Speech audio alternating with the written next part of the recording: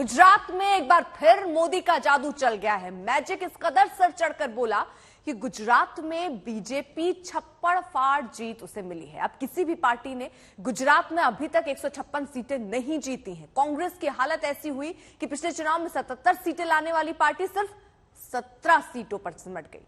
बड़े बड़े दावे करने वाली आम आदमी पार्टी भी सिर्फ 5 सीट ही अपने नाम कर पाई। तो बम्पर जीत यहां पर बीजेपी की हुई है। अब हम आपको 1985 में 11 सीट बीजेपी ने जीती थी और उस समय कांग्रेस ने रिकॉर्ड बनाया था 149 सीट जीतकर, और उस रिकॉर्ड को भी बीजेपी ने तोड़ दिया है और कांग्रेस ने भी रिकॉर्ड तोड़ा है। 17 सीट इस बार जीती। पिछली बार 77 सीट कांग्रेस के खाते में थी और इस बार 17 में ही कांग्रेस पार्टी सिमट गई। आम आदमी पार्टी जो दम भर रही थी कि इस बार परिवर्तन होने वाला है, वैसा कुछ नहीं। सिर्फ 5 सीटें आम आदमी पार्टी के खाते में गई और ऐसा लगता है कि इस बार गुजरात में चुनाव बीजेपी बनाम बीजेपी ही रहा है। बीजेपी का पूरा जोर पिछले प्रदर्शन पर पार पाने की थी, रिकॉर्ड बनाने की थी और इस बार ऐसा ही हुआ है। मोदी मैजिक के आगे विपक्ष चारों खाने चित हो गया।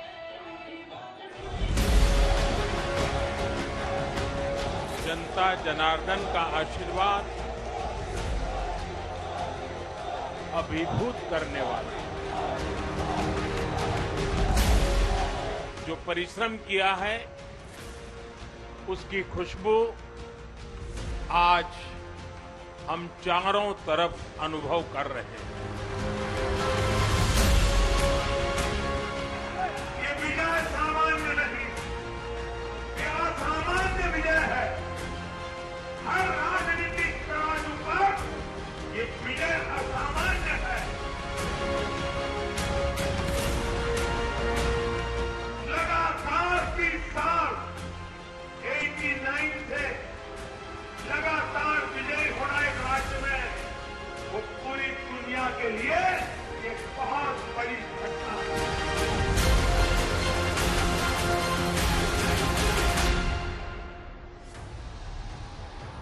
प्रधानमंत्री की जुबानी बीजेपी की यह कहानी 5 साल पुरानी है, जिसमें अब गुजरात में बीजेपी की ऐतिहासिक जीत भी जुड़ चुकी है।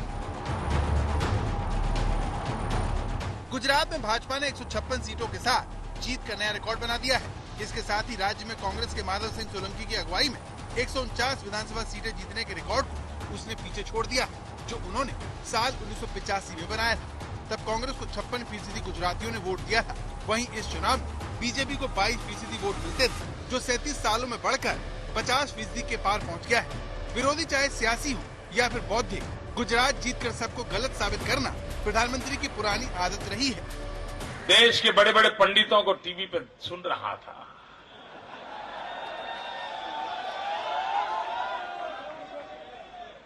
मैं हैरान था, अभी भी वो गुजरात के विजय को पचा नहीं पा रहे।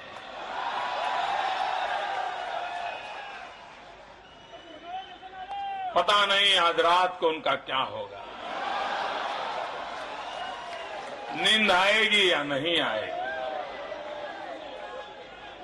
लेकिन मैं गुजरात के सभी बंधुओं से प्रार्थना करता हूं कि आज जब शाम को ईश्वर से आप प्रार्थना करें तो 2 मिनट उन सब के लिए भी प्रार्थना करें, ताकि वो चैन की नींद ले, निर्मल मन से सुबह उठे। बीजेपी गुजरात में पिछले 27 सालों से सत्ता में है, जहां उसने 7वीं बार सरकार बनाई है। इसी रिकॉर्ड के चलते गुजरात को हिंदुत्व की प्रयोगशाला कहा जाता है, जहां बीजेपी अजय है। तभी तो 27 सालों तक सत्ता में रहने के बावजूद पार्टी 50% के रिकॉर्ड वोट शेयर को पार करने में कामयाब हुई है। पार्टी का वोट शेयर लगातार ऊपर गया है, जो गुजरात ही नहीं देश में एक रिकॉर्ड है।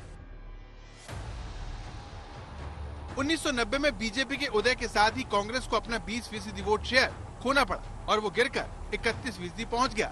वहीं बीजेपी 10% की बढ़त लेकर 34% वोट शेयर तक पहुंच गई और चिमन भाई के साथ मिलकर उसने सरकार बनाई। 1995 में हुए चुनाव में बीजेपी के 42.51% वोटर हो गए, तो कांग्रेस को मत देने वालों की संख्या 33% रह गई। इस चुनाव में बीजेपी ने 121 सीट जीतकर सरकार बनाई। 1998 के विधानसभा चुनाव में बीजेपी का वोट शेयर बढ़कर 45% हो गया और पार्टी ने 117 सीट जीतकर एक बार फिर सत्ता हासिल की। 2002 के विधानसभा चुनाव में बीजेपी के वोट शेयर में फिर से इजाफा हुआ और वो 49.85% पहुँच गया। 2007 के विधानसभा चुनाव में भी बीजेपी 49.12% वोट शेयर के साथ सत्ता में लौटी। 2012 के नतीजों में कांग्रेस को 38.93% वोट मिले, जिसमें 61 कांग्रेस प्रत्याशी जीते। वहीं बीजेपी को इस चुनाव में 47.85% वोट मिले। 2017 के विधानसभा चुनाव में कांग्रेस ने जमकर वापसी की।